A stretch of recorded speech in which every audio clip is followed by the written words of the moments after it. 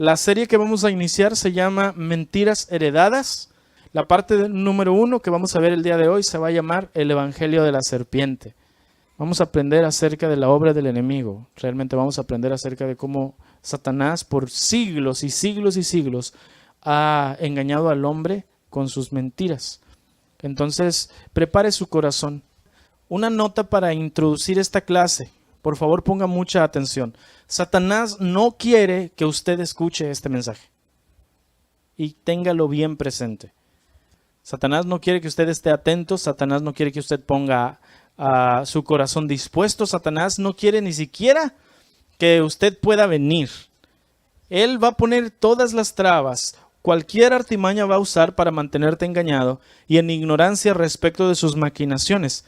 Vendrán pesadillas, accidentes, miedo, desánimo, enfermedad o cualquier cosa para detener que se revelen sus secretos. Cada vez que nosotros damos este mensaje, se lo doy como anécdota, pasa alguna situación de trabas. Todavía el día de ayer estábamos dando este mensaje y se nos apagó la televisión y la computadora no quería estar jalando. Hoy no podíamos poner la computadora. Y a veces anteriores que hemos dado este mensaje, su servidor mientras lo está dando, 3 veces me ha pasado, me quedo con una tos horrible que me da mientras estoy dando la enseñanza, como si me quisiera ahogar. Y eso, hermano, eso no es algo natural, porque eso nunca me pasa. Y específicamente me sucede cuando estoy dando tema donde estamos desenmascarando la obra del enemigo. Satanás no quiere que se revele su mugrero. Él no quiere que se revelen sus obras, todo lo que él hace y cómo engaña al ser humano.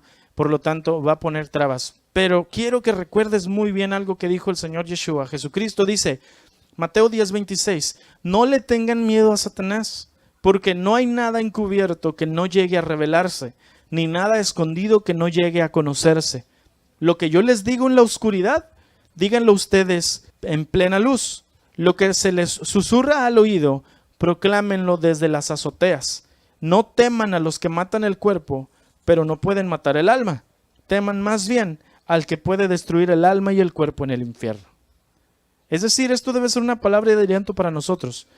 Cuando veas que Satanás no quiere que tú escuches la palabra del Señor y que se abra tu entendimiento a todo el engaño que ha hecho y sientas tú que Satanás está atacando tu vida con desánimo, con miedo, con alguna situación en contra tuya y digas, ¿sabes qué? Mejor no voy a seguir yendo porque me están pasando. Ahora que empecé a escuchar de la obra del enemigo, se me enfermó mi hijo. Me chocaron el carro, ahora me corrieron del trabajo, ahora me empezaron a dar pesadillas todas las noches, me empezó a dar ataques de la presión, me empezó a dar nervios, no sé, etcétera, etcétera, cosas que no te pasaban regularmente y te empiezan a suceder. No te desanimes y no te detengas de escuchar la palabra del Señor, porque sabe que es el diablo que está dando patadas de ahogado, que está asustado y que sabe que se está revelando en tu vida la palabra de Dios, que está abriendo tus ojos y no quiere que esto es así. Porque lo que a él le gusta es engañar a la gente. Nuestro temor no debe estar fundado en cosas que los hombres o que los demonios pudieran hacer o decirnos. Nuestra confianza está en el que creó los cielos. Y si nuestra confianza está en el Señor, entonces nada, dice la Escritura en los Salmos, nada puede hacerme el hombre que pueda tener yo temor de ello. Entonces tengamos tranquilidad, tengamos ánimo y sigamos adelante. Hermano, es necesario que nosotros abramos nuestros ojos porque hemos estado engañados desde el inicio. Nuestra fe ha estado fundada en mentiras heredadas. De eso se trata nuestro tema. Dice Jeremías 16:19.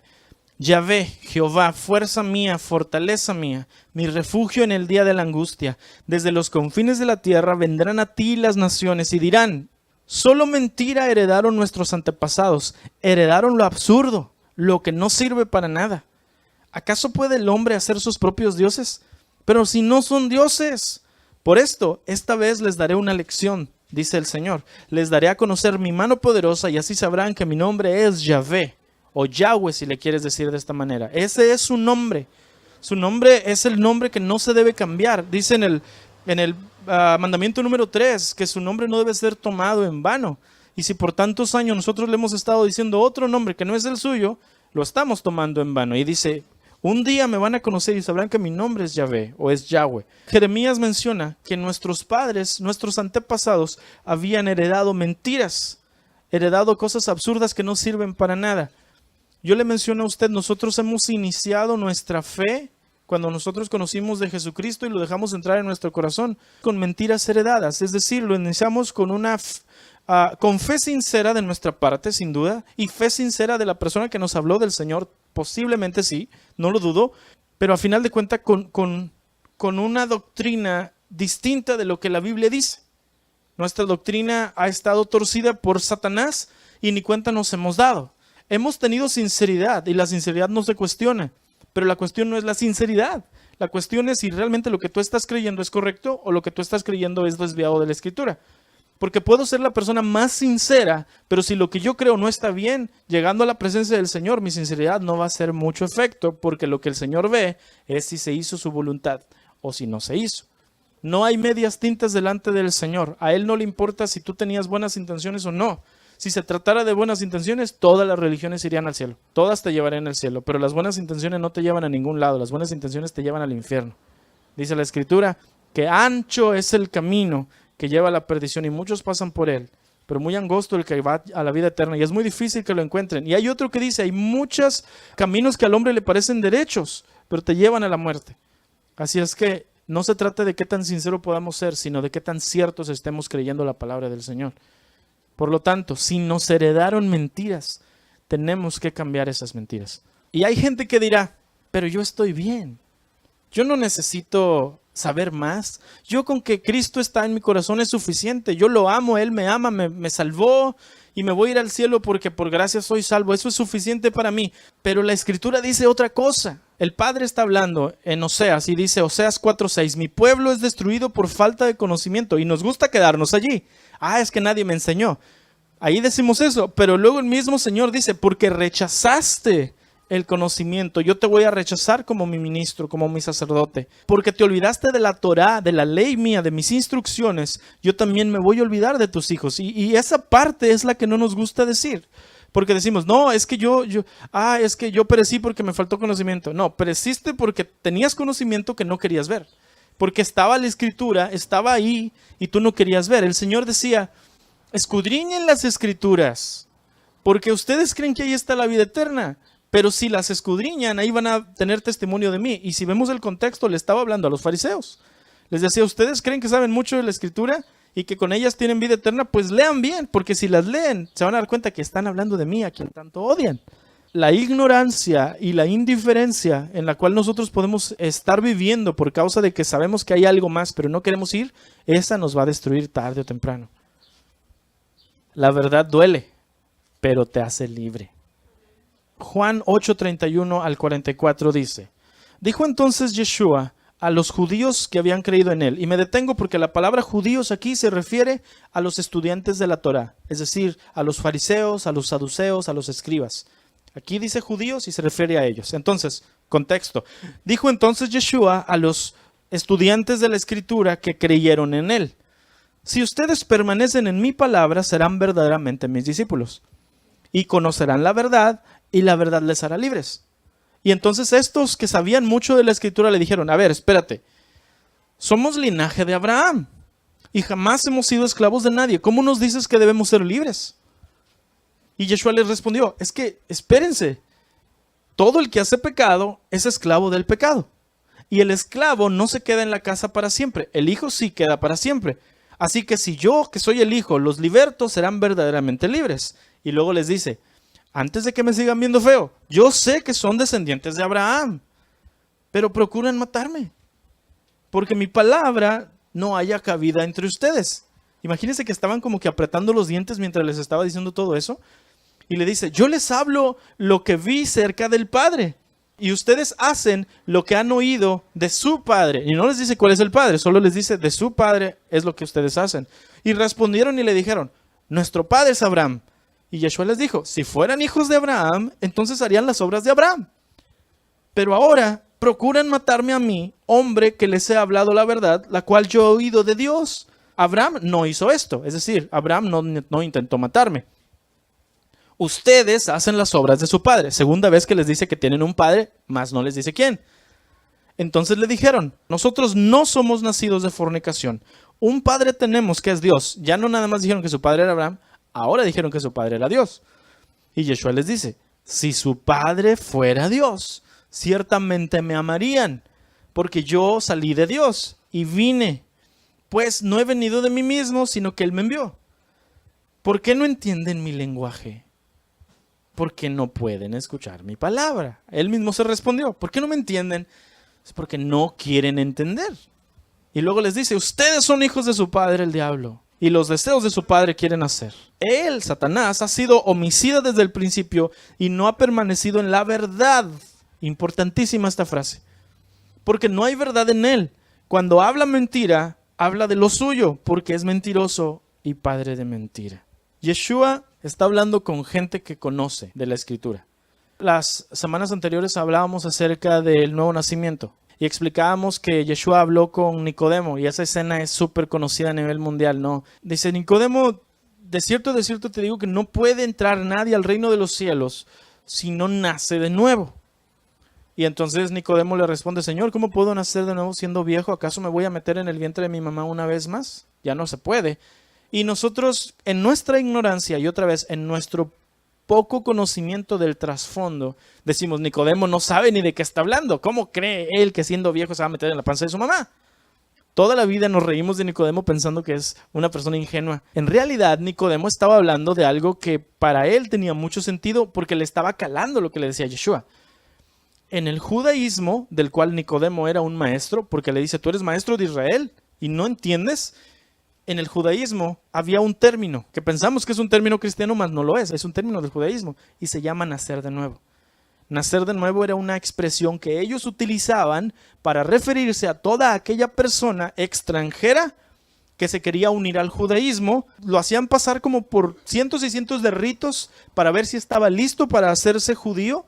Y porque ellos decían, es que nada más los judíos somos el único pueblo de Dios. Nada más los judíos, los hijos de Abraham, tenemos el derecho de ser hijos de Dios y tenemos la salvación garantizada. Si tú entonces, extranjero, quieres ser salvo, necesitas nacer de nuevo. El término para ellos era eso. Ellos conocían esto, pero ellos decían, tú vas a nacer de nuevo solamente si tomas todos los ritos del judaísmo, si te circuncidas y si al final de todo esto te bautizas en la mikvah y te haces un judío 100%, entre comillas 100%, porque lo convertían en un prosélito, era decir, un judío de segunda clase. Nicodemo entonces cuando Yeshua le dice, hey Nicodemo, ¿necesitas nacer de nuevo? Dijo, espérame, no necesito nacer de nuevo porque yo soy judío. ¿Cómo quieres que yo me meta en el vientre de mi mamá y vuelva a nacer como un judío si yo ya soy un judío? Por lo tanto, Yeshua le dice, ¿es que no entiendes, Nicodemo? No se trata de nacer de la carne como tú naciste, cualquiera puede ser así. Se trata de nacer del agua y del Espíritu, es decir, del bautismo de arrepentimiento y de la fe y la convicción del Espíritu Santo. Si tú haces eso, tú eres nacido de nuevo. Y eso no tiene que ver con ser judío o ser mexicano o ser francés. Tiene que ver con tener fe. Entonces, ¿comprendimos el término nacer de nuevo?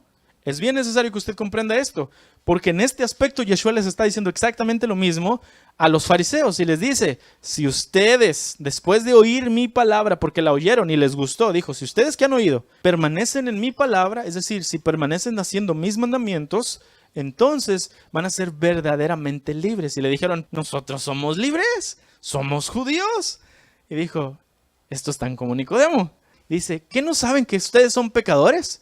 ¿Y por eso son esclavos? Y dijeron, no somos pecadores porque somos hijos de Dios. Y dijo, no es verdad, porque ustedes si fueran hijos de Dios me amarían. Al contrario, me quieren matar. Eso lo hace el diablo. Ustedes son hijos del diablo. Yeshua les dice, ustedes son hijos de su padre porque hacen las obras de su padre. Y dice, su padre es Satanás y él no permanece en la verdad. Sin embargo, al principio del pasaje que leímos, dijo él, si ustedes permanecen en mi palabra, serán verdaderamente mis discípulos y conocerán la verdad.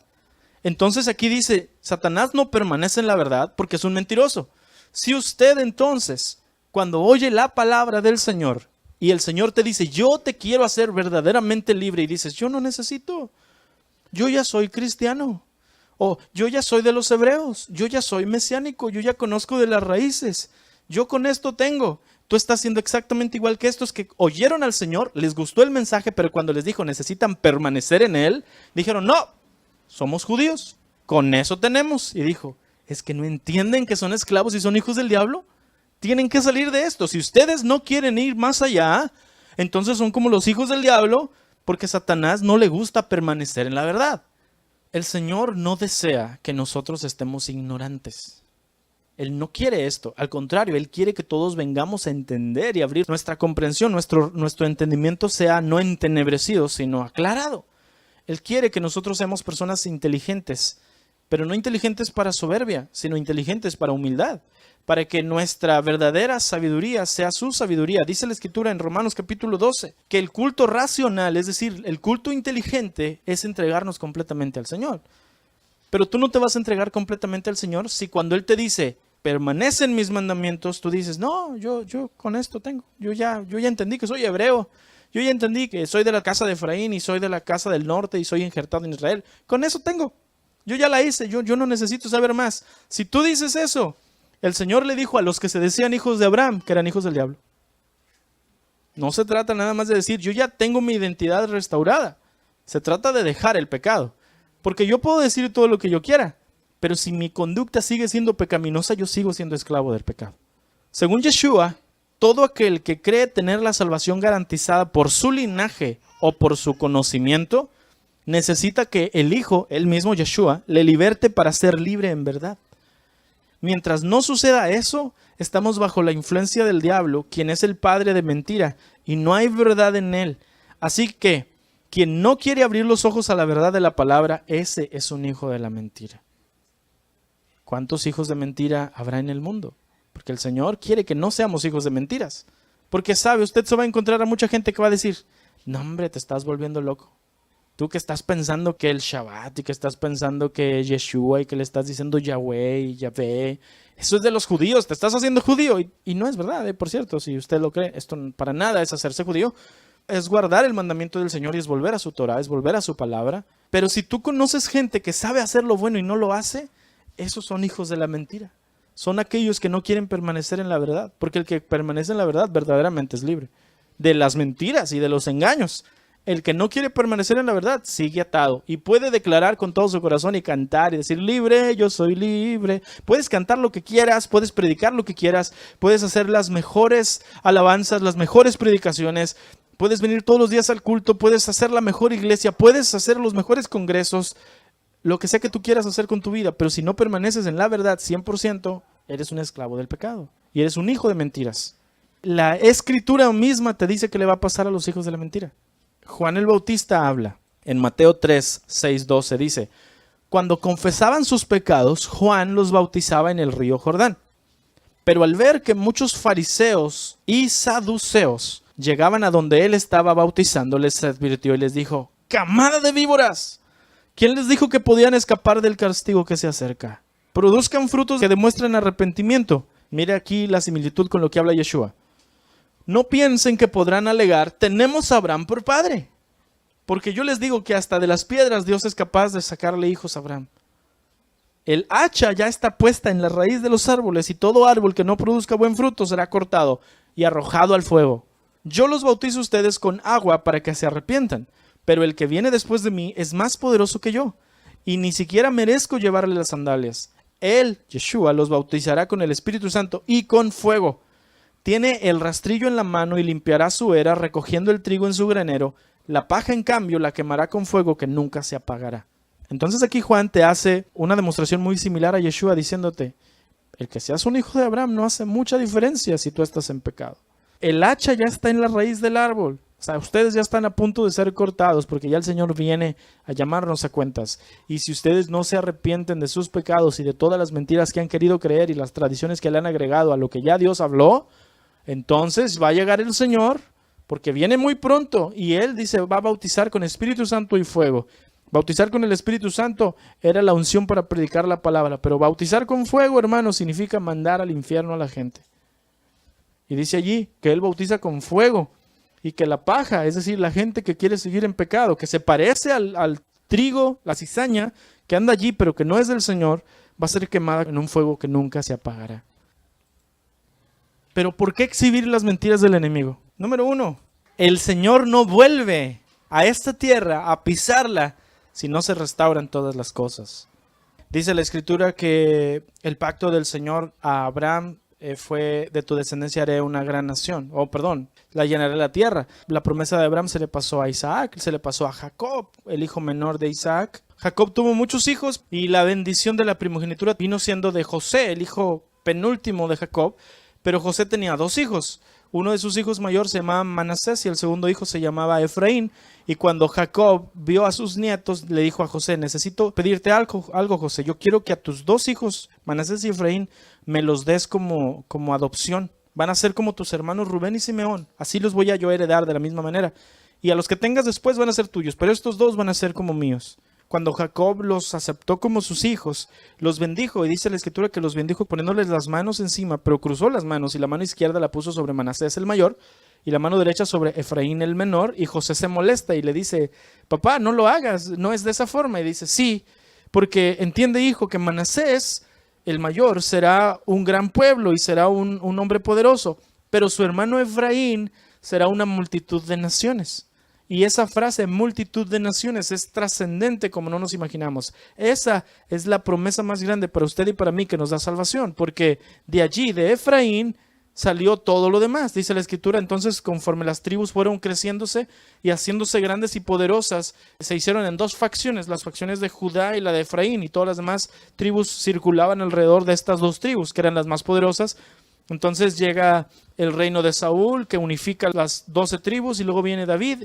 Y cuando reina David, no lo querían las tribus del norte, las dirigidas por Efraín. Nada más lo querían la tribu de Judá, donde él estaba, que era su tribu, y los pocos de de Benjamín, que vivían en Judá.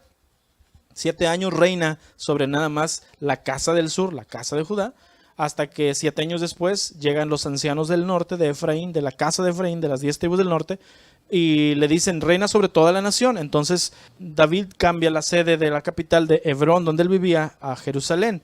El reino de David crece, 40 años es rey, 33 sobre las 12 tribus, y su hijo Salomón expande el reino. Cuando muere Salomón, el país se divide en dos por los pecados de Salomón. A Jeroboam, al jefe de la casa de Efraín, se le dan 10 tribus para que reine, y se le da una orden, dice: haz que el pueblo sirva a Yahvé.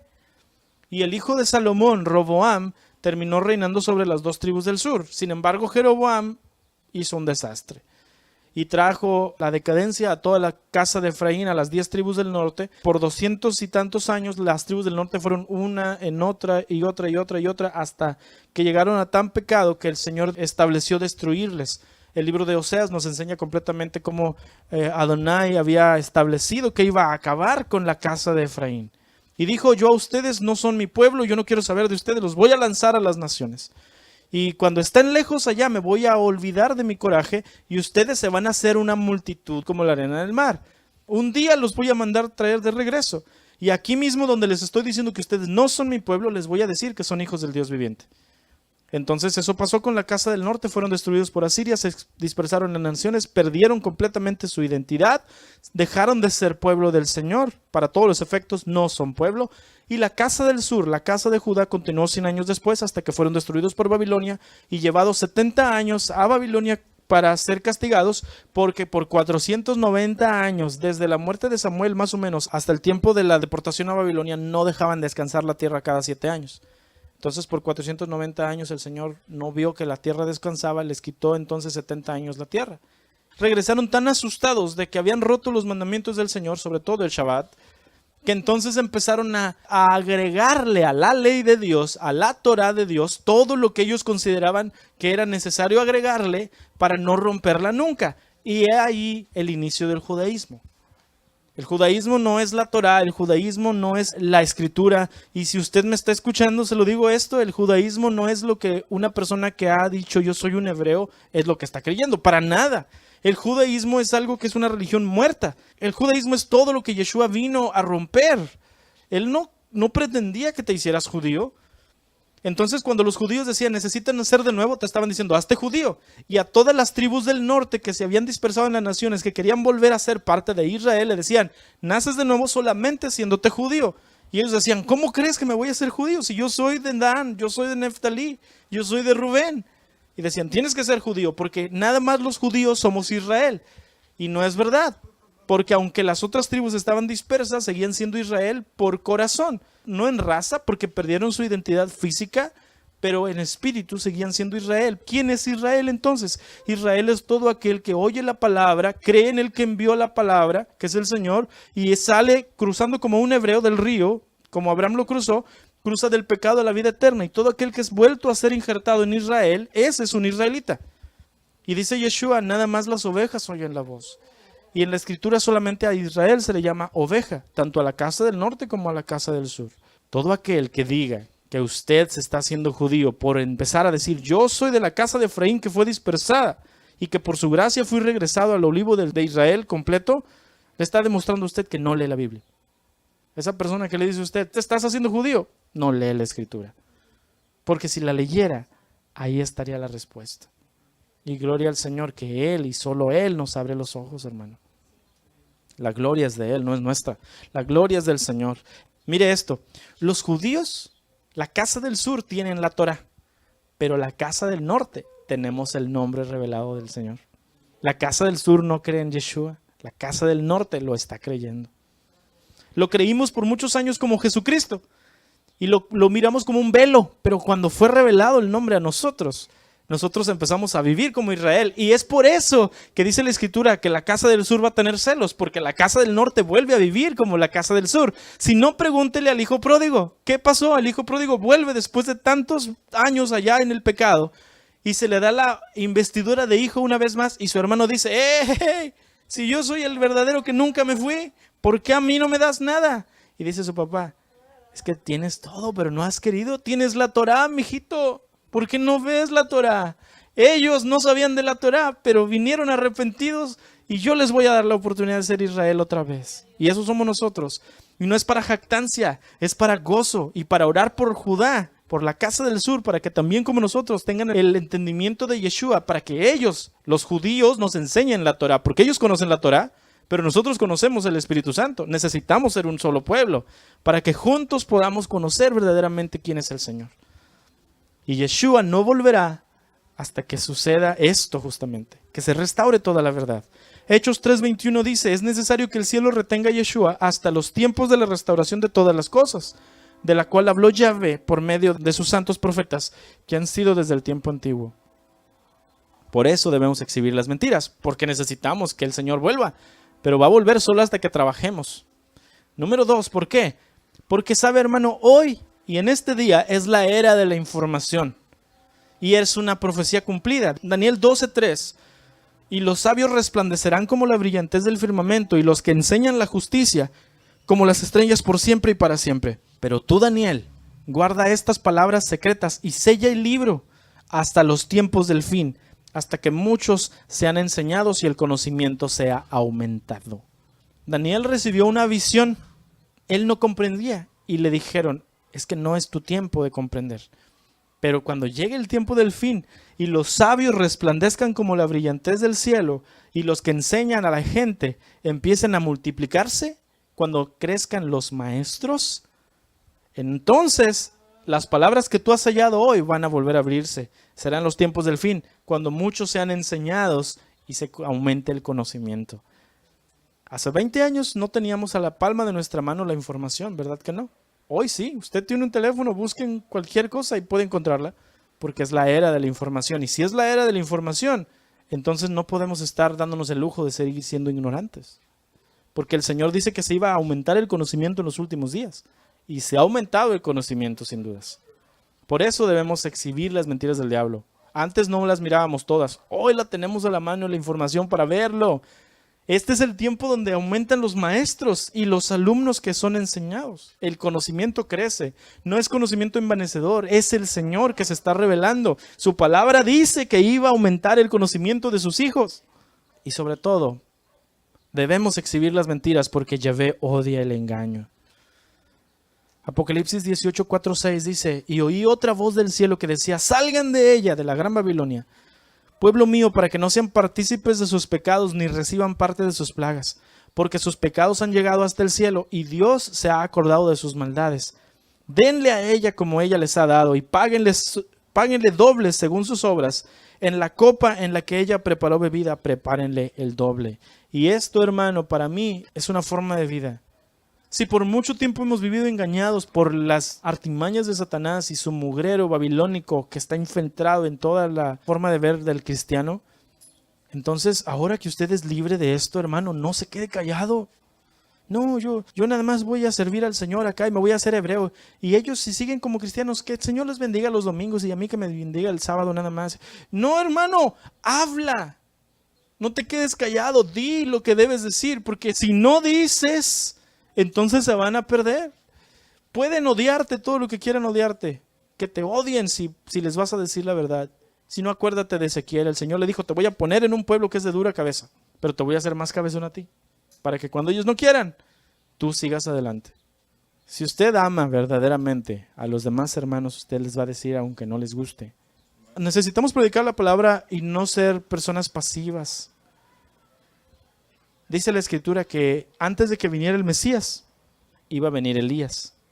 Y llegó Juan el Bautista, que traía el espíritu de Elías, que enfrentaba a la gente y decía, generación de víboras, ya arrepiéntanse, ya llegó el reino de los cielos. Y les hablaba bien duro y se arrepentían. Si el Señor viene ya, y yo creo que viene porque todas las profecías se están cumpliendo y se aumentó el conocimiento, ¿no cree entonces que ahora es el tiempo que nosotros nos hagamos del espíritu de Elías y enfrentemos el pecado? ¿Por qué quedarnos callados? No, hermanito, que el Señor te bendiga. Shalom. Y nada más les decimos así. Y luego se ríen de ti. Y tú mejor no les digo nada porque no. Diles la verdad. Háblales. Si te odian, pues que te odien, pero que al menos conozcan la Escritura. Sobre todo, hermano, porque no le estás predicando a la persona, le estás predicando a su espíritu que tiene hambre. Vamos a hablar del espíritu del antimesías o el espíritu del anticristo. Primero de Juan 4:2 dice, así es como reconocen al espíritu de Yahvé. Todo espíritu que reconozca que Yeshua, el Mesías, vino como un ser humano, es de Yahvé. Todo ruaj o todo espíritu que no reconozca a Yeshua no es de Yahvé. De hecho, es el espíritu del antimesías. ¿Ustedes han oído que este espíritu ya viene? Bueno, ya está aquí. Ya está en el mundo. Efesios 2:2, hablando del espíritu del príncipe de la potestad del aire, o sea, de Satanás, dice que es el espíritu que opera en los hijos de desobediencia. Daniel 7:25, refiriéndose a la bestia que Daniel había mirado, que era la bestia del cuarto reino, la bestia del anticristo, dice, proferirá palabras contra el Altísimo y afligirá a los santos del Altísimo e intentará cambiar los tiempos, o sea, las Moadim, o sea, las fiestas del Señor, y la ley, que es la Torah, la instrucción de Yahvé. Y les serán entregados en sus manos por un tiempo y tiempos y por medio tiempo los creyentes del Señor, los santos del Altísimo. Entonces, de esas tres citas nosotros podemos encontrar ciertas características específicas que operan a través del espíritu del anticristo. Número 1, el espíritu del antimesías no reconoce quién es el Mesías, lo odia, lo detesta. Número 2, opera en los hijos de desobediencia. Número 3, intenta cambiar las fiestas de Yahvé. Y número 4, intenta cambiar la Torah. El espíritu del antimesías o el espíritu del anticristo es un ente que se mueve en las personas que hacen esto. Si usted hace esto, usted está motivado por el espíritu del antimesías. Y no nada más opera en personas, opera en religiones, opera en organismos.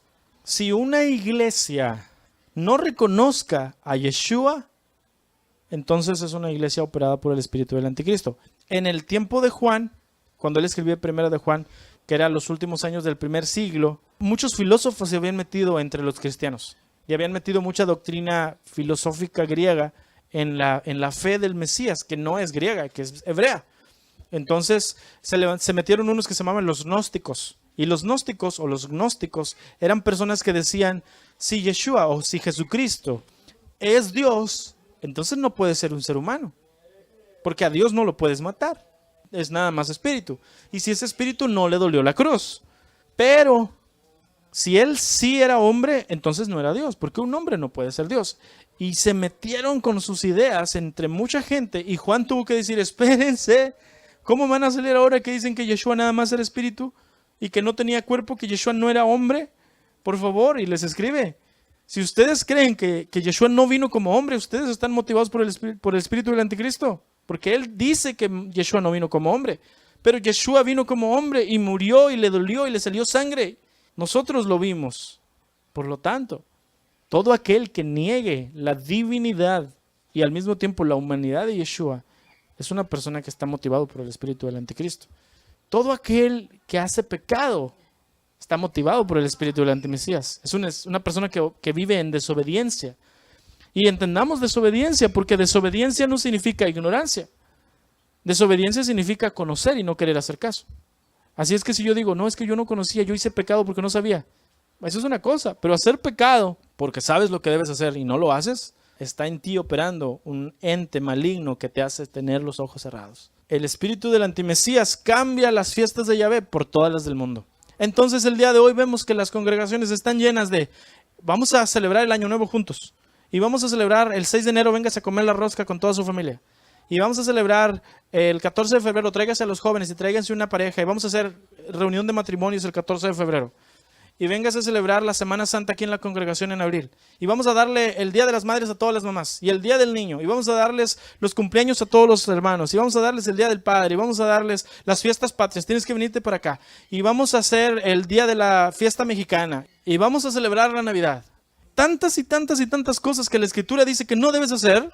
Vamos a hacer el día de Halloween, tráiganse a sus niños acá, les vamos a poner un payaso para que se diviertan y les damos dulces al final, porque al final de cuentas los niños no entienden y lo que quieren son dulces. Y luego me dicen que no están motivados por el espíritu del antimesías, cuando cambian todo lo que la Escritura. ¿Y dónde dicen que vamos a celebrar Pesaj? No, te estás haciendo judío. Vamos a celebrar primeros frutos, vamos a celebrar Pentecostés, vamos a celebrar tabernáculos. No, eso es de los judíos. Y luego les dices tú, el Señor va a venir en otoño. ¿Estás loco? La Biblia dice que nadie sabe el día ni la hora. Sí, pero también dice que no somos de los del mundo para que el día nos sorprenda como ladrón. Es que Él va a venir como ladrón en la noche. Sí, pero léete Tesalonicenses. Para los que andan en pecado. Pero para nosotros no es necesario, dice Pablo, y Yeshua lo dijo, no necesitan saber de los tiempos y las sazones, porque ya saben. No les tengo que explicar. Por eso Yeshua decía, el hombre de familia que sabe que le van a robar la casa, ¿por favor se va a quedar dormido? Claro que no. Ustedes entonces no van a ser como los que les va a sorprender como ladrón, porque conocen los tiempos. De la higuera aprendan. El Señor tantas veces nos dijo, y entonces cuando tú empiezas a decir, el Señor va a venir en la fiesta de las trompetas, no sabemos qué año, pero vendrá, te dicen que ahora eres de los que estás poniendo una fecha y te vas a ir al infierno por estar diciendo esto. Y no es verdad, pero es la ignorancia de las mentiras heredadas. Necesitamos quitar primero las piedras. Hay una gran sinceridad en los corazones. Yo nunca pondría en duda esto. Hay sinceridad, hay hambre, hay necesidad del Señor. Pero ¿sabe algo? Por causa de la hambre grande que hay en la gente y de llenarnos tanto, pero otra vez, no despojarnos de nuestra teología que está equivocada, entonces lo nuevo lo tomamos y nos quedamos con lo viejo y hacemos como Yeshua mencionó, agarramos un vestido nuevo y le arrancamos un agujero y se lo pegamos a nuestro vestido viejo. Y terminamos mezclando. Entonces, yo le quiero pedir que tenga paciencia. Ayúdeme teniendo fe y orando y leyendo la Escritura y pidiéndole al Señor que a usted le abra su entendimiento para despojarnos del mugrero. Y cuando estemos bien despojados, dice la Escritura, despójate del viejo hombre que está viciado. Pero no te dice quédate despojado, te dice y vístete del nuevo hombre. Entonces, cuando ya nos hayamos despojado, nos vamos a vestir y todo lo que usted tenga va a ser tan tremendo que nadie se lo va a quitar. Claro que estamos en búsqueda de la verdad, pero hay cosas que debemos hacer antes. Y es bien necesario que nos despojemos de todo. ¿Sabe? Cuando Yeshua mencionaba la historia del sembrador, yo siempre digo que como que ahí le faltó una cosa. No a Yeshua, pero para nuestro entendimiento hay algo que falta. Porque fíjese bien, ese sembrador salió a sembrar, ¿no? Pero yo digo, a este sembrador le faltó algo. ¿Qué le faltó? Cuidar la tierra que estaba haciendo. Nomás aventaba la semilla, ahí se va. Y dice que iba bien a gusto. Yo creo que iba chiflando, oyendo música en los audífonos y nada más la aventó.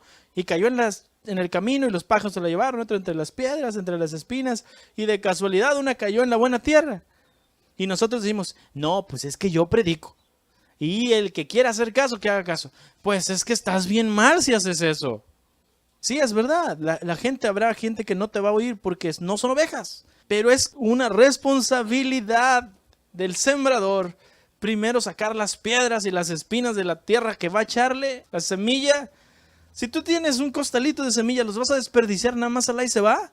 ¿O vas a arar bien tu tierra para que esté lista, para que toda la tierra reciba y toda sea cultivada? Entonces no podemos nosotros aventar nada más la semilla y decir, no, pues estas son las fiestas, esto es el nombre, este es el Shabbat y debemos hacerlo. No estoy diciendo que está mal, tenemos que, pero no podemos hacerlo nada más así si no le sacamos a usted las piedras porque es necesario.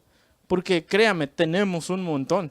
Porque todos los días yo me encuentro quitándome piedras a mí mismo. Digo, Señor, yo quería hacer esto y veo que Dios me dice, pues quítate primero esto. Tú no te voy a dar aquello si no te quitas de ti esto, porque tú quieres otra vez entender mi gloria inmaculada con errores, y con estos errores quieres verme a mí. No, perdóname, quítate los lentes griegos y ponte los lentes hebreos, porque solo así vas a entender la escritura. Y entonces eso requiere de nosotros que seamos bien humildes, porque todos los días, versículo tras versículo en la escritura, tenemos que pararnos y decir, híjole, no es como yo pensé, porque otra vez heredamos mentiras. El espíritu del anticristo intenta cambiar la Torah, cambia todo lo que Dios dijo. El Señor dijo esto, no, pero tú haces esto. Y no voy a entrar en ahí porque voy a decirlo mucho más adelante en profundidad. Ok, continuamos. ¿Cómo entonces opera el espíritu del anticristo? Ha sido por medio del espíritu del antimesías que Satanás ha adulterado el plan de Yahvé a través de los siglos, motivando a todos aquellos que teniendo hambre de poder y reconocimiento tapan sus oídos a la verdad y se entregan a las vanidades de sus mentes corrompidas, desviando así por completo los corazones de quienes realmente desean seguir la voluntad de Elohim. Es decir, todo aquel que quiere ser alguien grande, ese cae en el espíritu del anticristo. Porque sabe algo, el espíritu del antimesías quiere que tú seas alguien. El espíritu de Dios quiere que tú no seas nadie, para que el Señor sea todo en todos, dice la escritura. Los gentiles, cuando llegan a un puesto de autoridad, se apropian de la gente, dijo Yeshua. Se lo dice en la escena donde Jacob y Juan le piden sentarse a su lado, que los demás se enojaron, pero no se enojaron porque, estos atrevidos, se enojaron porque les ganaron la oportunidad de decir, Señor, danos chance de sentarnos a tu lado. Estaban igual. Y Yeshua les dice, ¿qué no entienden que los gentiles siempre quieren ser el primero? Y cuando son el primero se apropian de la gente y se adueñan de ellos. Pero ustedes no van a ser así, al contrario, el de ustedes que quiera ser el mayor va a ser el servidor de todos. Y sabe algo, eso primero que dijo, los gentiles se apropian de la gente cuando son autoridad. ¿Dónde cree que lo ha oído? ¿Cuántas congregaciones, cuántas organizaciones cristianas tienen el obispo y el pastor y el apóstol y la cobertura y la piramidota hasta arriba? ¿Y le tienes que dar cuentas a todo el mundo? Porque al parecer la cabeza no es Cristo, porque no sé dónde está la cabeza. Porque son gentiles. Porque se dicen a sí mismos, no, yo no soy de Israel, los de Israel son los judíos. Yo soy cristiano, gentil. Pues bueno, sigues siendo cristiano gentil y te voy a creer que nunca vas a entender lo que el Señor quiso hacer. Romanos 1:18 dice, y vamos a ver el espíritu del antimesías operando, las cuatro características. Dice, la ira de Elohim se manifiesta desde el cielo contra toda impiedad e injusticia de los hombres que con injusticia estorban la verdad, es decir, los hijos de desobediencia. Porque lo que de Elohim se puede reconocer es evidente entre ellos, porque Elohim se los ha hecho evidente. Porque sus atributos invisibles, su eterno poder y su divinidad se dejan ver desde la creación del mundo y se perciben en las cosas creadas de modo que no tienen excusa, porque habiendo conocido a Yahvé no lo glorificaron como a Elohim ni le dieron gracias, es decir, no exaltan ni no reconocen al Hijo de Dios ni al Padre. Segundo punto del espíritu de antimesías. Más bien se envanecieron en sus razonamientos y su mente insensata se les oscureció. Pretendiendo ser sabios, se volvieron necios y cambiaron la gloria de Yahvé incorruptible, imagen de semejanza de hombre corruptible, de aves y de cuadrúpedos y de reptiles. Es decir, cambian lo que Dios estableció como sus tiempos, como sus fiestas, como su Torah. ¿Vemos? El espíritu del anticristo operando en la gente que simplemente quiere ser alguien. El espíritu del antimesías ha operado en los hombres por siglos, hermano. Esto no es nuevo, esto es de muchos siglos. En estos tiempos, su arma más poderosa es conocida como la teología del reemplazo. Este es el arma más grande del espíritu del antimesías. Se le conoce como la teoría del supersesionismo o la teoría de la suplantación. Es la doctrina que enseña que la iglesia ha sustituido a Israel en todos los pactos y las promesas de Dios. Pero en los castigos no, los castigos siguen siendo para Israel. Porque claro, decía Eusebio, un padre de la iglesia, nosotros los cristianos ahora somos el Israel espiritual y todas las bendiciones son nuestras, pero esos judíos que mataron a Cristo, esos siguen siendo condenados. Pues qué padre, ¿no? Por muchos años yo me acuerdo que a mí me decían, la iglesia es el Israel espiritual. Y yo decía, pues amén, porque no sabía nada, era niño y crecía. Y luego cuando entendí que esa frasecita del Israel espiritual es una herejía, dije, wow, Señor, perdóname, porque ¿qué estaba creyendo? También dice la teología del reemplazo que el tiempo que Israel fue el pueblo de Dios terminó con la resurrección del Mesías y por tanto todas las promesas que se le aplicaban a los israelitas, ahora, pues gloria a Dios, se nos aplican a los gentiles. Ahora sí que como los mexicanos dicen, chalupa y buenas. Es una ideología satánica implantada en el concilio de Nicea en el año 325 por Constantino y los padres de la iglesia. El espíritu del antimesías opera libremente en la teología del reemplazo. ¿Sabe por qué? Porque él la inspiró. Así como el Espíritu de Dios inspiró la doctrina de la Escritura, ¿qué cree que inspiró la doctrina de Satanás? Pues el espíritu del diablo. Es la teología del reemplazo el fundamento doctrinal principal de todas las denominaciones cristianas. Tan solo mencionar la palabra cristiano, con eso ya usted puede ver el reemplazo del término mesiánico que viene de Mashiach, que significa el ungido del Señor, y empiezan a decirle Cristos, cristiano que viene de Cristos. Hermano, les digo esto, Cristos, que significa ungido en griego, era el nombre que le daban a todos los dioses griegos. Entonces Zeus era un Cristos, Cupido era un Cristos, Ares era un Cristos. Entonces cuando los evangelistas, los apóstoles judíos que empezaron a predicar entre los griegos, empezaron a decir, les predicamos al Mesías, al Mashiach, ellos decían, ¿y qué significa Mesías? No, pues significa ungido. Ah, para nosotros le decimos Cristos. Y ellos decían, no, es Mesías. No, pues le decimos Cristos. Se murieron los apóstoles y los demás que creyeron, que eran puros griegos, que no tenían la Torah, dijeron, pues vamos a decirle Cristos. Pero ahora le decían Cristos a Yeshua, que por cierto Yeshua lo transliteraron al griego y le pusieron Jesús, porque Yeshua es una palabra hebrea, pero en el griego las palabras que terminan con A son como palabras femeninas y la cambiaron la A por una O y una U y una S, y el Yeshua lo cambiaron por Jesús. Y entonces dijeron, este es Jesús Cristos o Cristos Jesús. Entonces ya no era Yeshua HaMashiach, la salvación ungida del Señor, ahora era Jesús, que no significaba nada Yeshua. Y Cristos, que significaba un Dios pagano. Y así se hizo el evangelio. Reemplazaron nada más con el puro término. El cambio del Shabbat al domingo, el festejo del nacimiento del Salvador el 25 de diciembre, que es el día que nació Tamuz, y el festejo de los cumpleaños en general, que también viene de raíz pagana. La Escritura dice que nada más los faraones celebraban sus cumpleaños. La celebración de la Pascua, del día de la coneja de Istar, en lugar del Pesach bíblico, la suplantación en importancia del Brit Hadashah por el Tanaj, yendo al punto de llamarlo Antiguo Testamento, nada más para quitarle valor. Orígenes de Alejandría fue el que le cambió el nombre al Tanaj y le dijo, se va a llamar Antiguo Testamento. Y hoy la gente le dice, es antiguo, ¿para qué lo lees? Te sirve para que conozcas a Sansón, a Noé y a Daniel, pero nada más. Y es lo que les enseñan a los niños en las escuelas dominical.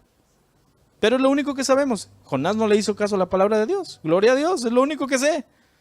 Crece la persona, es un asesino, pero sigue conociendo la cancioncita, porque nunca entendió que es una sola escritura. Sin embargo, hermano, no existe más grande reemplazo que el espíritu del antimesías ha podido lograr entre el pueblo de Elohim que el de eliminar de sus labios la pronunciación del nombre sagrado de Yeshua.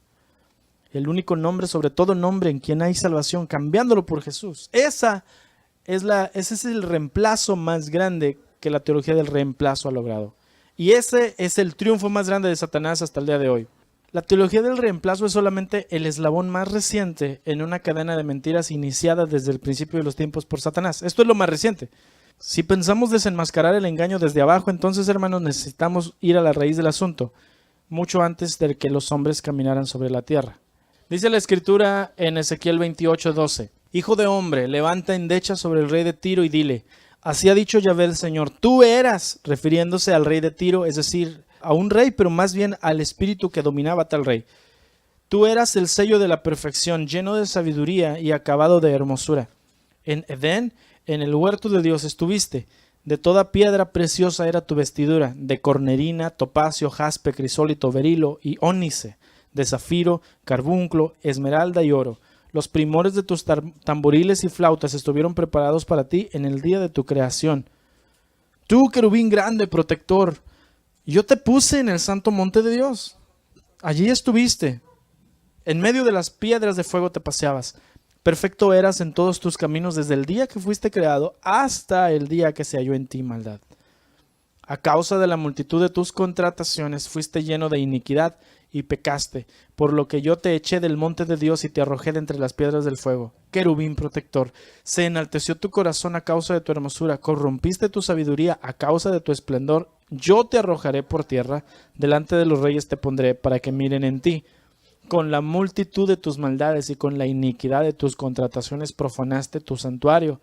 Yo pues saqué fuego de en medio de ti, el cual te consumió y te puse en ceniza sobre la tierra a los ojos de todos los que te miren. Todos los que te conocieron de entre los pueblos se maravillarán sobre ti. Espanto serás y para siempre dejarás de ser. Y luego en Isaías 14:12 dice la escritura, ¿cómo has caído del cielo, lucero de la mañana, hijo de la aurora? Has sido derribado por tierra, tú que debilitabas a las naciones. Pero tú dijiste en tu corazón, subiré al cielo, por encima de las estrellas de Dios levantaré mi trono. Y me sentaré en el monte de la asamblea, en el extremo norte.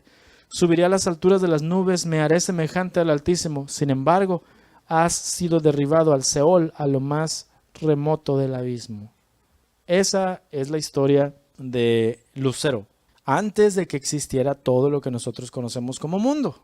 Dice la escritura que él era tan perfecto y tan bello que cuando él nació hubo fiesta. Por lo que dice la escritura, él era el último creado, como que el modelo más nuevo de ángeles que tenían. ¿Me puedo explicar de esa forma? El Señor había hecho un montón de ángeles y luego hizo a este que era el más bonito de todos. Y lo puso en una encomienda muy especial. Su trabajo era proteger el monte de Dios. No era cualquier cosa. Posiblemente el trono del Señor, él se paseaba así. Entonces él dijo, yo soy el más guapo, soy el más sabio, soy el más inteligente, soy el que tiene el mejor trabajo. Yo miro la gloria de Dios con mis propios ojos. Y dijo, yo quiero lo mismo. Y leemos que hubo una multitud de contrataciones que hizo. Porque dice la escritura que cuando él fue caído, se cayó con sus ángeles. Porque se levantó en rebelión en contra del Padre, creyendo, en Isaías lo oímos, quería hacer su trono a un lado del trono de Dios.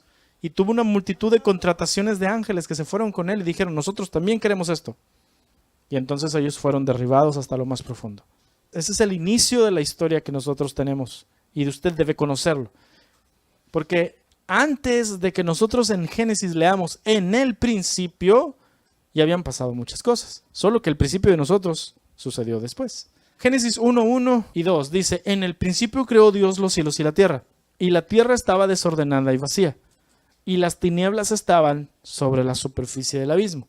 Pero dice la escritura en Eclesiastés 3:11 que Dios todo lo hizo hermoso en su tiempo. Y primera a Timoteo 4:4 dice, porque todo lo creado por Dios es bueno. Entonces, coincidimos que el Señor todo lo hace bien hecho. Todo lo hace hermoso, todo lo hace perfecto. Amén. Si Adonai entonces hizo todo hermoso y bueno, ¿por qué estaba la tierra desordenada y vacía? Apocalipsis 12:7 dice, se desató entonces una guerra en el cielo, Miguel y sus ángeles combatieron al dragón, este y sus ángeles a su vez les hicieron frente, pero no pudieron vencer y ya no hubo lugar para ellos en el cielo. Así fue expulsado el gran dragón, aquella serpiente antigua que se llama Diablo y Satanás y que engaña al mundo entero, junto con sus ángeles fue arrojado a la tierra. Por eso la tierra estaba desordenada y vacía. En el principio, el Señor sí creó los cielos y la tierra. En el principio creó los planetas y el universo entero. Y lo creó perfecto y bueno y hermoso. Pero luego, cuando ya el Señor había hecho todo eso, entonces vino la rebelión de Satanás. Y cuando es lanzado a la tierra, la deja desordenada y vacía. ¿Le ha pasado a usted que tiene hijos que hacen rabietas cuando los regañan? Y luego hasta tiran todo, se meten al cuarto y dejan todo tirado y dices, pues ¿qué pasó aquí? Yo creo que cuando el Señor mandó a Satanás para acá, estaba haciendo rabietas y vino el Espíritu del Señor a ver lo que estaba pasando y nada más se podía mover sobre la superficie de las aguas. Usted va a darse cuenta que estamos sacando una mentira de nuestra mente, ¿verdad que sí? El famoso, no, pues sí, es que la tierra estaba desordenada y vacía, pero piénsalo, si Dios hace todo perfecto, ¿por qué va a estar desordenado y vacío? No puede ser así, hay que analizar. Saquémonos esa mentira, estamos tratando de sacar mentiras, poniéndolo un poquito más claro. Cuando el Señor creó la luz, dijo el Señor, sea la luz y fue la luz. ¿Verdad que sí? Y separó la luz de la oscuridad y llamó a la luz día y a las tinieblas las llamó noche. En el siguiente día le habla a las aguas y les dice, sepárense las aguas de las aguas que están arriba de la expansión y las que están abajo de la expansión. En realidad lo que el Señor estaba haciendo era el cielo. Sí sabe usted que el cielo está lleno de agua, ¿verdad? Las nubes son agua. La tierra hasta arriba estaba llena de agua. Y el Señor tuvo que convertir el agua de arriba en nubes, porque la tierra estaba desordenada. Entonces la ordenó, creó el cielo con sus nubes, que es agua, creó lo de arriba. Y a las aguas que estaban abajo, dijo, acomódense las aguas donde deban estar, es decir, creó los océanos, y descúbrase lo seco. Si dice que el Espíritu se movía sobre las aguas, quiere decir que el agua ya existía. Si dice que dijo, descúbrase lo de arriba, es que el cielo ya estaba allí. Si dice descúbrase lo seco, es que la tierra ya existía. Porque en el principio ya había creado ¿qué? Los cielos y la tierra. Entonces hay cosas que vemos que el Señor tuvo que reconstruir. Hubo cosas que creó, claro, creó los animales. Pobló la tierra de animales y pobló la tierra de lo que vamos a ver ahora. Pero entonces, ¿en el principio sí creó Dios los cielos y la tierra? No sabemos cuándo fue, pero fue en el principio. Y luego vino esto, no sabemos cuándo fue, pero fue después. Cuando Lucero cayó a la tierra, se convirtió en Satanás, o sea, el adversario, por si usted no sabe qué significa Hasatán, significa el enemigo, el adversario, el acusador también dice.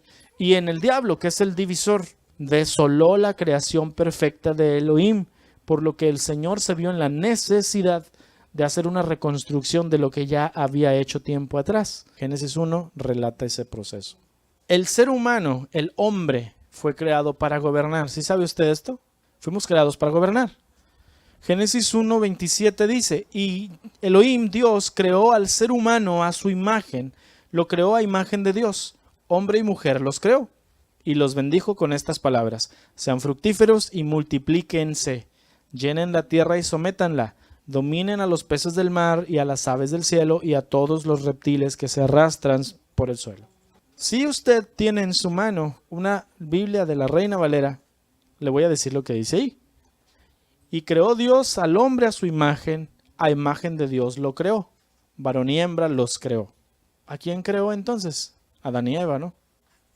Porque dice que creó al hombre a su imagen, varón y hembra los creó. Amén. El Señor no creó a Adán y a Eva ahí. Ahí no los creó. En Génesis 1:27 el Señor no creó a Adán y a Eva. Otra vez, mentiras heredadas.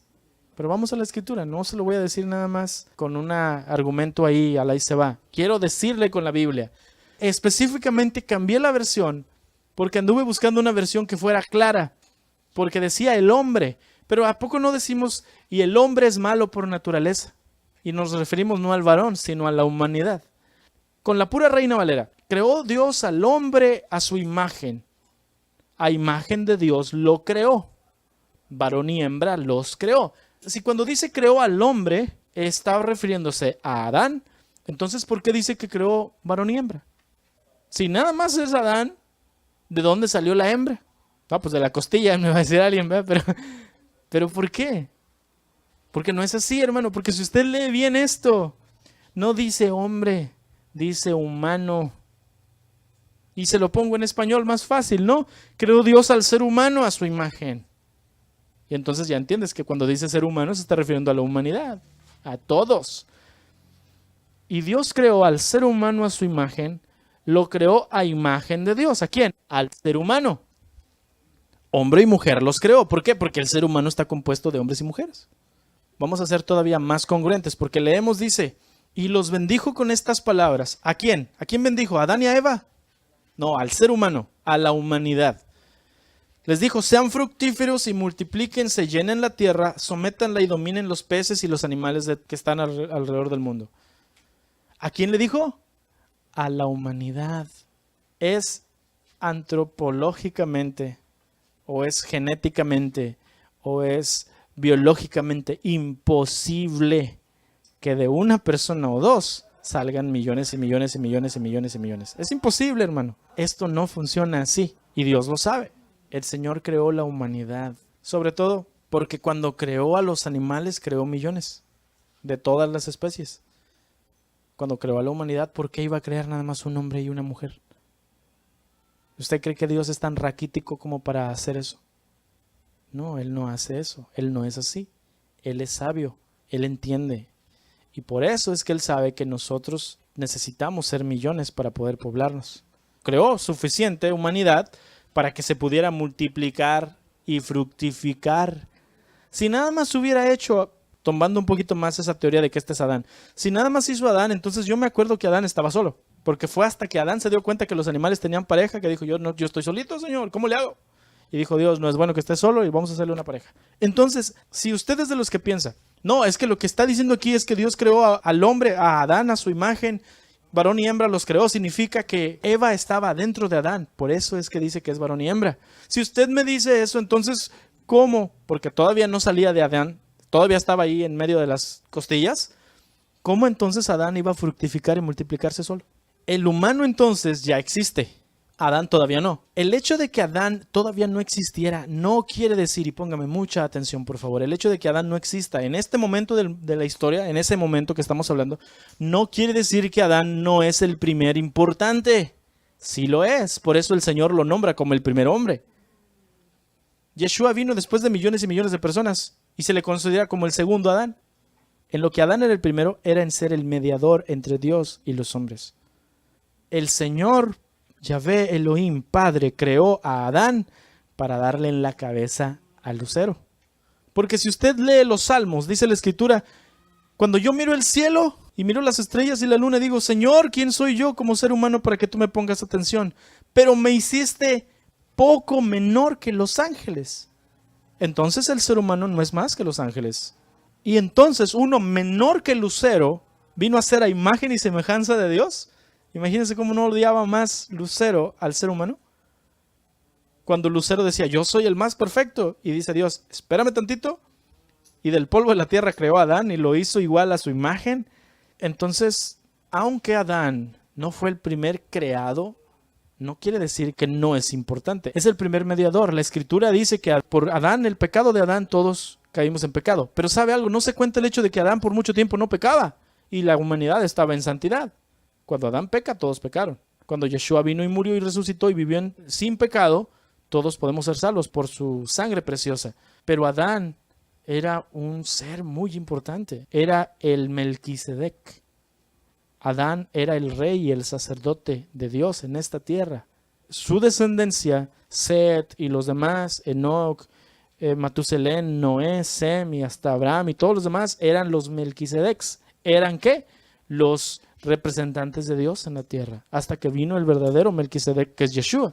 Entonces Adán no era cualquier cosa. No crea usted que yo le estoy diciendo, Adán no sirve para nada. Claro que sí. Adán es el primer hombre, porque es el primero importante que Dios creó.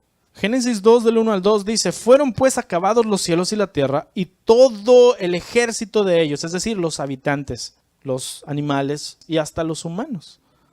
Y acabó entonces Dios en el día séptimo la obra que hizo y reposó el día séptimo de toda la obra que hizo. Y luego si usted lee el capítulo 2, ahí en adelante menciona que creó las plantas y creó todo lo que existía, pero que las plantas no llovía todavía, sino que se regaban por un vapor de la tierra. Y luego dice aquí, ni había hombre para que labrase la tierra. Espéreme, pues no dice la Escritura que ya había creado los humanos, ¿no estábamos diciendo ahorita? Entonces, ¿por qué dice ahí que no había hombre para que labrase la tierra? Entonces Yahvé, Dios, formó al hombre, y le voy a decir esto, la palabra hombre en hebreo se escribe Adam, y viene de la raíz Adama, que significa polvo. Entonces, Adam y Adama significan casi lo mismo, o se pronuncian casi igual. Entonces, cuando usted dice hombre, en hebreo casi está diciendo polvo. Por eso cuando el Señor le dice polvo eres y al polvo volverás, le estaba diciendo eres un Adam y vienes del Adama y vas al Adama otra vez. ¿Ok?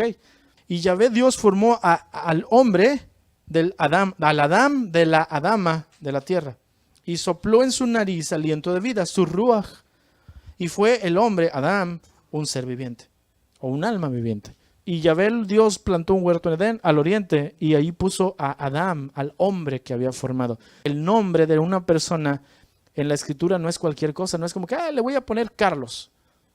No, es quien eres. Entonces, cuando Dios le dice a él, hombre o humano, le está diciendo, polvo, eres tierra, eres nada. Yo a este polvo le eché mi aliento, dice Dios, y creé lo que yo quería creer en él. Este hombre específico nacido del polvo, no era igual a todos los otros que habían sido creados solo por hágase al hombre a nuestra imagen. A todos los creó con su voz, ¿no? Pero a este se tomó el tiempo de hacerlo del polvo. Lo creó específicamente para una obra. Vemos entonces ahí similitudes entre Lucero y Adán. Ambos fueron creados al final de sus especies como obras maestras. Ezequiel 28:12 dice, de Lucero, tú eras el sello de la perfección, lleno de sabiduría y acabado en hermosura, estabas vestido de piedras preciosas, y abajo dice, había tamboriles y flautas preparados para ti en el día de tu creación. Vemos que entonces Lucero fue creado con fiesta y al final de todos los demás y como perfecto. Vamos a ver qué le pasó a Adán. Génesis 1:27 y luego el 2:1 y luego el 7:8 Dice, y creó Dios al hombre a su imagen, a imagen de Dios lo creó, refiriéndose a la humanidad. Fueron pues acabados los cielos y la tierra y todo el ejército de ellos, y entonces después de eso, Yahvé formó al hombre del polvo, a Adán, del polvo de la tierra, y sopló en su nariz aliento de vida, y fue Adán un ser viviente. Ya había creado al humano, y luego creó como obra perfecta al líder de los humanos, que era Adán. Decíamos que todavía no había hombre que labrase la tierra. No había, porque el humano no necesitaba labrarla. ¿No dijimos que no llovía y la tierra se cultivaba sola? ¿Por qué puso Dios a Adán en la tierra? Porque Dios es santo y es perfecto y Él no iba a venir a habitar con humanos. Pero puso un mediador, porque los seres humanos no podían hablar con Dios. Entonces puso a alguien enviado por Él, creado igual que Él, aquí, para que a través de Él la gente pudiera acercarse con el Padre. Y ese era Adán. Por eso le digo, nosotros contamos que Adán era un pecador, pero no contamos los millones de años que posiblemente fue santo. La Biblia no dice cuántos años vivió en Edén sin pecar. Yo soy de la creencia que posiblemente el tiempo no pasaba, porque no tenemos conteo del tiempo antes de que él saliera de Edén. Tenemos la imagen en nuestra cabeza que cuando Dios lo crea ya lo creó adulto. Eso es lo que pensamos, ¿no? No sabemos, no dice que era un niño, no dice que era un adulto, no dice nada. No dice nada. Solo dice que después de que fue expulsado vivió 900 y pico de años y se murió. Pero no sabemos cuántos vivió antes. Solemos pensar que lo crearon y a la semana ya estaba comiéndose del árbol. ¿Usted cree que haría eso? Adán no creo que rápidamente dijo, voy a estar bien a gusto, voy a comerme de todos los árboles porque ya me cansé de comer de este, quiero de aquel. No, vivió muchísimo tiempo antes de pecar. Era perfecto, era santo, fue creado a la imagen de Dios. Otra similitud. Ambos fueron puestos en Edén. Lo que quiere decir que Edén era un lugar que existía desde el que fue creado el cielo y la tierra. Ezequiel 28:13 dice, de lucero estabas en Edén en el jardín de Dios. Y Génesis 2:8 dice, Dios el Señor plantó un jardín en el oriente del Edén y allí puso al hombre que había creado. Vemos similitudes entre los dos porque específicamente Adán fue creado, otra vez, para darle en la cabeza al lucero. El Edén, hermano, es un lugar donde estaba la gloria de Dios. Es donde el Espíritu del Señor se paseaba. En Edén estaba el árbol de la vida. Edén, entonces, y no tiene que tomar usted mi aseveración al respecto, pero le doy mi opinión. Edén es como el paraíso en la tierra. Edén posiblemente nunca lo vamos a encontrar aquí, porque el Edén es un lugar espiritual que el Señor se llevó a los cielos o lo desapareció para que nadie lo pueda encontrar, porque si no, váyase a Irak a buscarlo, porque ahí estaba. Dice la Escritura que había 4 ríos y dos ellos eran el Tigris y el Éufrates, y es donde está Irak, en medio del desierto. Y yo no veo paraísos por ningún lado, porque ese es un lugar espiritual, porque la Escritura dice que cuando el hombre pecó, el Señor dijo, no vaya a volver a comer del árbol de la vida, porque si come y ya es pecador, va a ser inmortal, pero pecador. Hermano, la paga del pecado es la muerte por misericordia de Dios. Es como cuando alguien está en cuarentena y lo esconden allá para que no vaya a contagiar a los demás. Y dicen, pues si se muere él, que se muera él, pero que los demás no se mueran. Mejor que se muera uno, que se mueran todos, dijo Caifás. Y se murió Yeshua. A usted le gustaría ser inmortal, pero vivir encadenado en un cuartito y no poder moverse. ¿Para qué quiere la inmortalidad si no va a poder vivir? ¿Va a estar ahí toda la vida y condenado a nunca morirse? Es más condena de lo que es bendición. Decimos, yo quiero ser inmortal. Sí, pero viviendo en pecado. Y el Señor sabía eso. Y dijo, Adán es inmortal porque come del árbol de la vida perpetuamente y nunca se muere. Pero ahora es pecador. Lo voy a hacer vivir toda la vida con la conciencia de que, lo voy a hacer vivir sin morir, con la conciencia de que ya no es santo y que yo ya no lo veo igual. No quiero que siga torturando su vida, mejor un día que se muera. Por eso se introdujo la muerte, por misericordia del Señor. Por eso la paga del pecado es la muerte. Sin embargo, el regalo de Dios es la vida eterna. ¿Por qué? Porque te limpia de tu pecado y te regala vida eterna para que al igual que Adán vuelvas a ser perfecto, santo, kadoshim, consagrado al Señor. Ese es el regreso a Edén, ese es el propósito del perdón de tus pecados. Que vuelvas a ser perfecto ante los ojos del Señor, santificado, consagrado, y puedas probar del árbol de la vida y vivas eternamente, pero ya no como pecador, pero como santo. Ambos cuidaban un lugar sagrado. Ezequiel 28:14 dice de Satanás o de Lucero, tú eras un querubín que protegías una región grande. Yo te puse en el monte Kadosh, el monte santo de Elohim. Te paseabas de aquí para allá entre las piedras del fuego. Él estaba en un lugar muy importante. Su trabajo era cuidar el monte santo de Dios. Génesis 2:15 dice de Adán. Yahvé Elohim tomó al hombre y lo colocó en el huerto de Edén para que cultivara y lo atendiera. Acuérdese que el hombre no labraba la tierra, pero Dios trajo a Adán para enseñarle al hombre a labrar la tierra. Todo lo que Adán enseñaba al hombre, el hombre lo hacía. ¿Se acuerda que la Biblia dice que Adán le puso nombres a los animales? ¿A quién se los dijo? Pues a la gente. Y la gente dijo, este es el enviado de Dios. Si el enviado de Dios dice que ese se va a llamar elefante, así le vamos a decir. Porque él era el gobernante de la tierra. Él era el enviado, el Melquisedec, el rey y sacerdote del Dios Altísimo en la tierra. Ese era su trabajo. Ambos fueron expulsados por pecado. 28:16 de Ezequiel dice, te llenaste de violencia y pecaste. Yo pues te he expulsado por profano del monte de Dios. Te he eliminado, querubín protector, de en medio de las piedras del fuego. Y de Adán se dice, en Génesis 3:23, el Señor Dios lo echó del huerto del Edén para que labrara la tierra de la cual fue tomado. Expulsó pues al hombre y al oriente del huerto del Edén puso querubines y una espada encendida que giraba en todas las direcciones para guardar el camino del árbol de la vida. Por misericordia, porque no quería que comiera del árbol de la vida luego de ser pecador y viviera eternamente pecando. No porque Dios decía, ya no puedo tolerar que peque, sino porque no quería que Adán se volviera loco con su conciencia, porque Adán sabía lo que había hecho. El consuelo más grande para Adán era que un día se iba a morir. Podía matar a Adán en ese instante, pero Dios lo amaba. Y lo que hizo fue darle un periodo de vida y perdón para que un día se arrepintiera. Y aunque un día se iba a morir de todas formas, de todas maneras tuviera la conciencia de que podía ser perdonado. Entonces, ¿qué es el evangelio de la serpiente del cual hablamos originalmente? Ahí tenemos el árbol de la ciencia del bien y del mal y la serpiente que está alrededor de ella. Génesis 3 del 1 al 5 dice, ahora bien, la serpiente era más astuta que todos los animales salvajes que había hecho Yahvé. Y le dijo a la mujer, ¿de veras Elohim les ha dicho que no coman de ningún árbol del huerto? La mujer le contestó a la serpiente, podemos comer del fruto de los árboles del huerto. Es solamente del fruto del árbol que está en medio del huerto que Elohim dijo, no coman de él, ni lo toquen para que no mueran. Y la serpiente le dijo a la mujer, ustedes no van a morir. Lo que pasa es que Elohim sabe que tan pronto ustedes coman de él, se les abrirán los ojos y serán como los Elohim. En la Reina Valera dice serán como Dios, pero en realidad dice serán como los dioses. Tenga en cuenta esto. Serán como los dioses que conocen el bien y el mal. Para lograr su objetivo, Satanás apeló a la curiosidad de la mujer y le dijo que serían como dioses. Pero el problema es que ya eran hechos a la imagen y semejanza del Dios Altísimo. ¿Por qué quería ser como dioses? ¿Para qué querer ser como dioses cuando soy igual que Dios? Porque Él me creó igual que a Él. La mujer era la esposa del Melquisedec.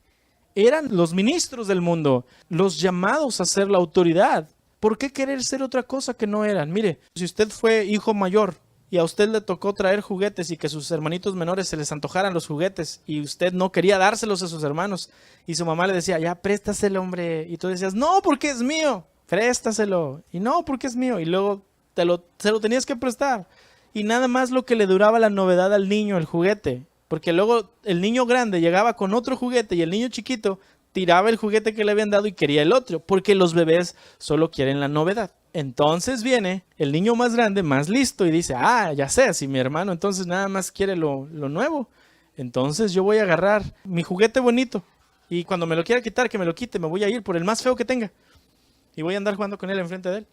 Y mi hermanito, como nada más quiere lo nuevo, me va a quitar el viejito feo que traigo ahorita y me va a dar el que yo quería. Y ese es Satanás. El que sabe que la mujer y el hombre son hechos a la imagen y semejanza de Dios. Y les dice, pero si comes de este árbol, serás como los dioses. Y dice, Y estaba comiéndose del árbol de la vida, el fruto bien a gusto. Y dijo, no, quiero de ese. Por la novedad, nada más. Eva y Adán tenían una encomienda.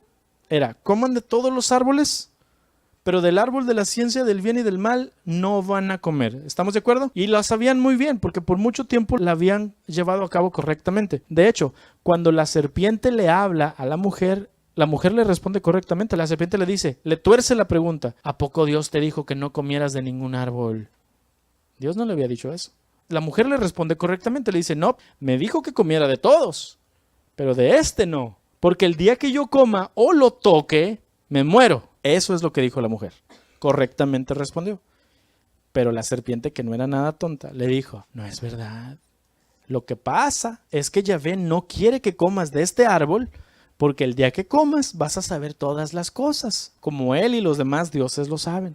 Y yo creo que hasta le agregó ahí yo me comí de aquí y no me he muerto. Entonces, como la mujer era ingenua, porque no tenía pecado, pensó entonces entonces, ¿por qué Dios me dijo que cuando comiera me iba a morir? Porque ya pensaba que iba a ser venenoso, que en el momento en el cual le diera la mordida iba a quedar ahí tirada. Pero no era de esa forma. Hermano, cuando tú le das órdenes a tus hijos, tienes que darles santo y seña de todas las órdenes de por qué quieres hacer las cosas, o nada más le dices, haz esto porque es tu hijo, tiene que hacerlo, ¿no? Si tú a tus hijos tienes que darles toda la información, si no, no te hacen caso, necesitas ponerlos en cintura. Y tú tienes que ponerte cintura delante del Señor, porque tú eres el papá. Y no que seas un autoritario ni nada, pero tus hijos deben honrarte y obedecer. Cuando el padre le dijo al hombre y a la mujer, no coman de ese árbol, no les tenía que dar toda la información, no les tenía que decir, si comes de este árbol, no te vas a morir en ese momento. Un día te vas a morir porque te voy a quitar la inmortalidad. Aparte, te vas a dar cuenta que estás desnudo. Por eso mejor no comas, porque mira, mijo, si comes eso, yo te digo, porque soy tu amigo. Aquí entre cuatro estoy yo, olvídate que soy tu papá. ¿Cuántos hacen eso con sus hijos? Tratas de ser más amigo de tu hijo que ser su padre, que le vas a caer gordo muchas veces, pero vas a ser su padre y le vas a dar una instrucción que él como tu hijo tiene que honrar y responder. No le tienes que dar toda la información, solo tiene que obedecer. Y tú como padre, como sabes que lo educaste bien, vas a estar tranquilo que va a obedecer. Entonces es donde viene la obra del enemigo. Porque la mujer era obediente, el enemigo no. El enemigo es destructor. Y le dice, no es cierto, le generó la duda. Esa es la obra de Satanás. Si Satanás no hubiera llegado, la mujer no hubiera pecado. Por eso cuando la mujer dice, la serpiente me engañó y caí, la mujer estaba diciendo la verdad. La serpiente fue la que le manipuló para que pecara. ¿Se acuerda usted cuando Pablo dice, el pecado sin la ley está muerto? Pero cuando vino la ley, el pecado revivió y yo fui el que se murió, porque yo no sabía lo que significaba codiciar hasta que la ley me dijo, no codicies. Entonces me dieron ganas de codiciar. Porque cuando viene la curiosidad, es donde viene la intensidad de hacer lo que no debes hacer. Satanás siempre engaña al hombre, haciéndole creer que Yahvé no habla en serio cuando da una orden. Su plan de ataque se basa en darnos una opción cuando los mandamientos de Elohim son definitivos. Eso, hermanos, es el evangelio de la serpiente. Es hacerte pensar que Yahvé realmente no habló en serio cuando dijo, quiero que hagas esto. Cuando Yahvé te dijo entonces, honrarás mi día de reposo para santificarlo y lo guardarás tú y tus hijos perpetuamente. Y la iglesia dice, no, pero ahora nosotros adoramos el domingo porque el Salvador nos ha mostrado otro camino. Estás comiéndote el árbol de la ciencia del bien y del mal. Diciendo, no hombre, Dios no habló tan en serio. Dios dijo que quería eso, pero no te vas a morir. No hay ningún problema. El Señor dice, no te cortes un árbol del bosque, ni le pongas adornos, ni te hinques enfrente de él. Jeremías capítulo 10, verso 1. Y luego los cristianos ponen el pinote en el templo. Que al cabo no pasa nada. Que al cabo que para nosotros no significa eso. Para nosotros significa el nacimiento de Jesús. Y la Escritura dice que las mujeres endechaban a Tamuz, que es el que nació el 25 de diciembre. Que al cabo que no pasa nada. Dios no se enoja. ¿Tú crees que a Dios le importa realmente esas cosas? Sí, sí le importan.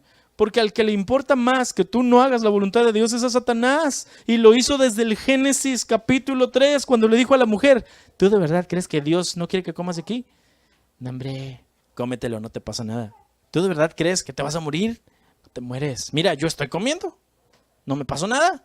La serpiente es astuta. Satanás no es nada tonto. Y el hombre peca más por ignorante que por cualquier otra cosa. Porque al principio dijimos que el pueblo de Dios perece porque le falta el conocimiento. Porque si entendiéramos lo que la Torá dice, no haríamos caso del diablo. Porque el Señor dijo, yo soy Yahvé tu Dios que te saqué de la tierra de Egipto, anda en mis caminos y sé perfecto. Y allí inició la Torá. Si anduviéramos en los caminos del Señor seríamos perfectos. Pero si nos queremos ir a todos los demás caminos para ver si realmente Dios de todas maneras nos ama, y luego queremos volver así bien, ay Señor, perdóname porque anduve en todo lo que andaba haciendo mal y tú me perdonaste y me amas y te amo Jesús por perdonarme. No, no es así, hermano. Todo aquel que quiere seguir en el pecado es esclavo del pecado. Y todo aquel que es esclavo del pecado es un hijo del diablo. Y el que es un hijo del diablo se va a ir al infierno. Satanás siempre te va a engañar. Te va a decir sus verdades a su forma. Ese es el evangelio de la serpiente. Satanás siempre te va a engañar haciéndote creer que realmente a Dios no le importa lo que tú haces. y te va a reemplazar todo y tú vas a estar bien a gusto.